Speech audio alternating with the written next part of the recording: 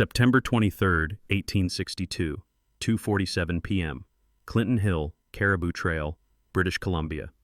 Mile 87 northbound. William Barker watches his wagon slide backward. He's 34 years old, Cornish miner. Spent his life savings, $340, on wagon, supplies, mining equipment, 6 months of food. Everything he owns is in this wagon, and it's sliding backward down a 35-degree grade in mud 40 centimeters deep. The wheels have no grip. The 2 oxen are pulling, straining. Their hooves slip. The wagon weighs 800 kilograms loaded. Gravity wants it to roll backward down Clinton Hill, a descent that drops 180 meters over 2 kilometers.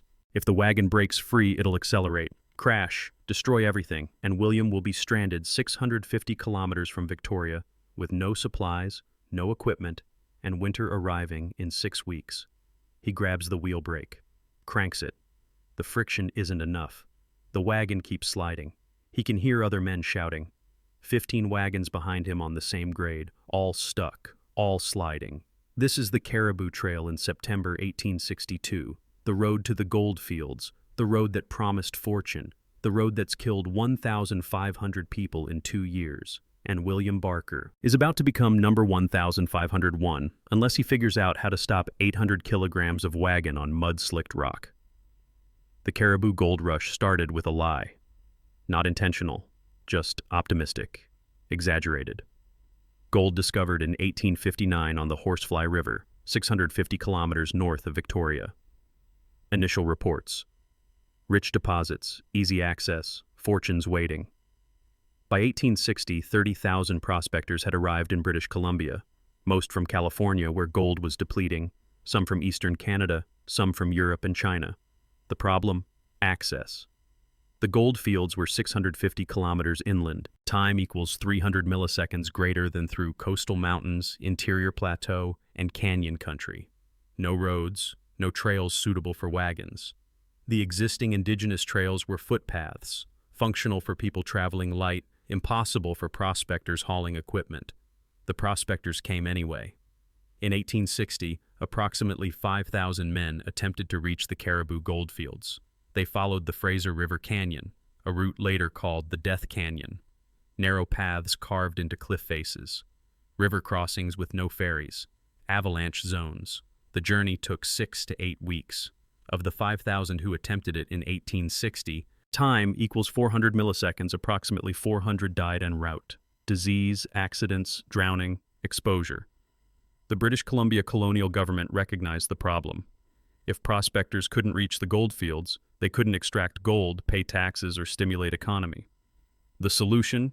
Build a road, a proper wagon road, wide enough for freight wagons, graded for loaded vehicles, 650 kilometers from Yale, navigable endpoint of the Fraser River, to Barkerville, Maine gold field.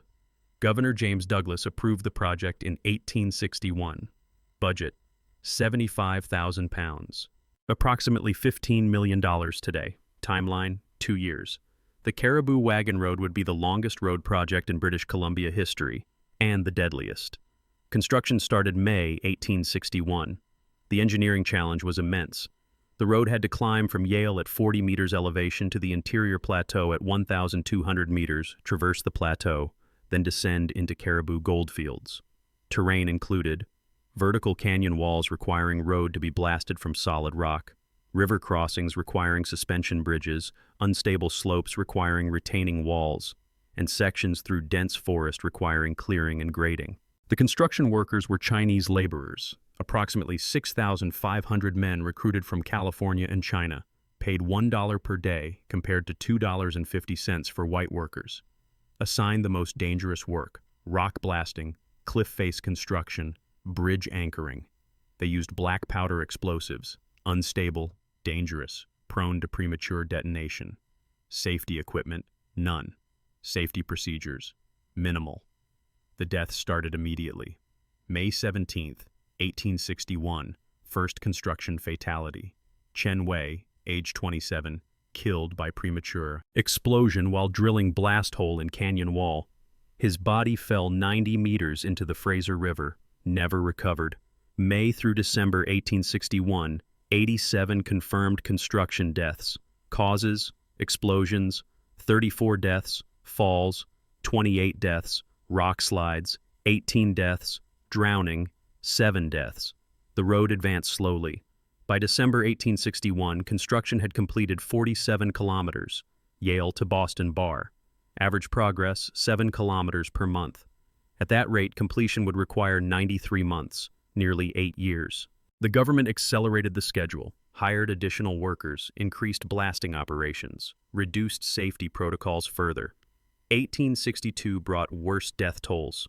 January through December, 197 construction deaths. The deadliest section, Alexandra Bridge to Clinton, kilometers 73 to 87. This section included Clinton Hill, the grade William Barker would face in September. The hill required excavating road into mountainside at 35-degree angle. Unstable rock, frequent slides, poor drainage creating impassable mud during rain. But the road opened to traffic before construction completed. The government needed revenue, charged tolls, $1.25 per wagon, 50 cents per horse, 25 cents per person walking. Prospectors used incomplete sections at their own risk. The road in 1862 was partially graded dirt, partially blasted rock, partially non-existent, forcing detours onto old trails. Bridges were incomplete. Ferries operated where bridges weren't built. Sections washed out in rain and weren't repaired for weeks. The prospectors died in numbers that exceeded construction workers. 1862, approximately 800 prospector deaths on the Cariboo Trail. Causes varied. Wagon accidents, 240 deaths. Time equals 550 milliseconds greater than drowning at river crossings. 180 deaths, exposure and starvation. 170 deaths, disease, primarily dysentery and typhoid. 140 deaths, murders and accidents. 70 deaths. The wagon accidents were predictable. Overloaded wagons on grades steeper than design specifications. Clinton Hill was rated for empty wagons or lightly loaded vehicles at 15-degree maximum grade. Reality, 35-degree sections carrying 800-kilogram loads. The physics guaranteed failure. Brakes overheated, wheels lost traction. Wagons rolled backward, overturned, or ran away downhill. September 1862 was particularly deadly on Clinton Hill. Heavy rains, constant traffic. The road surface deteriorated to mud over bedrock. 17 documented wagon accidents in September alone, 43 deaths. William Barker's wagon sliding backward on September 23rd was typical, not exceptional. William solved his problem by unhitching the oxen, anchoring the wagon with ropes tied to trees, and walking the oxen to the top of the hill.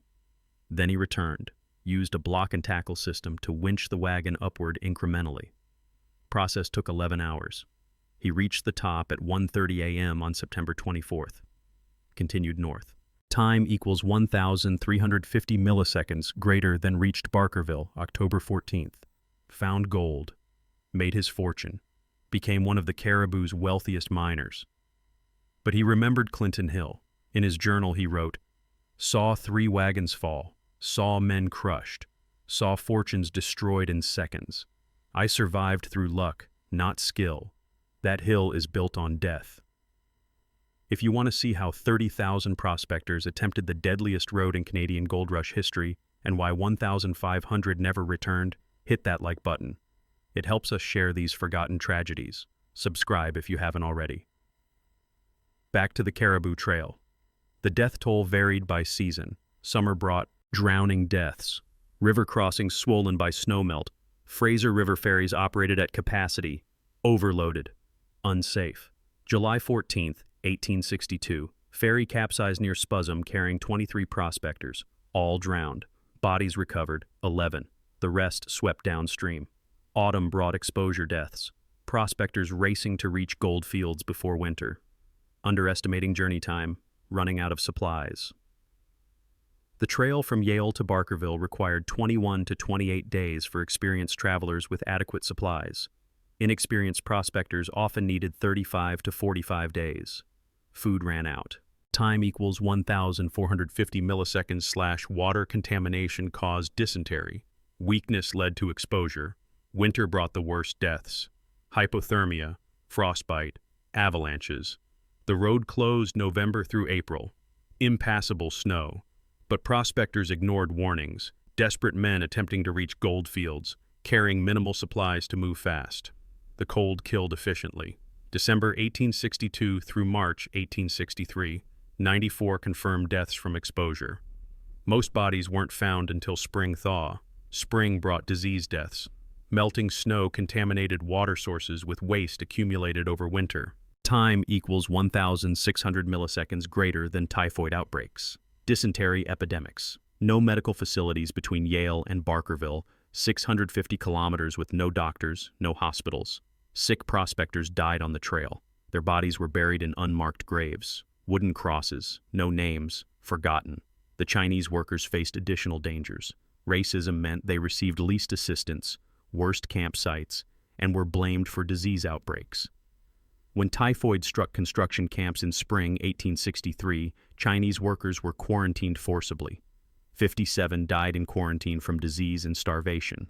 Their deaths weren't included in official tolls. The road finally completed September 1865. 4 years construction. Total length, 650 kilometers. Final cost, £300,000, 4 times original budget. Construction death toll, approximately 600 workers, 400 Chinese, 150 white, 50 indigenous.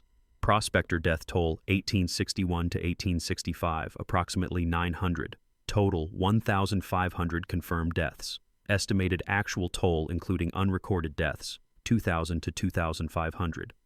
The Cariboo Wagon Road operated until 1885 when the Canadian Pacific Railway provided alternative access.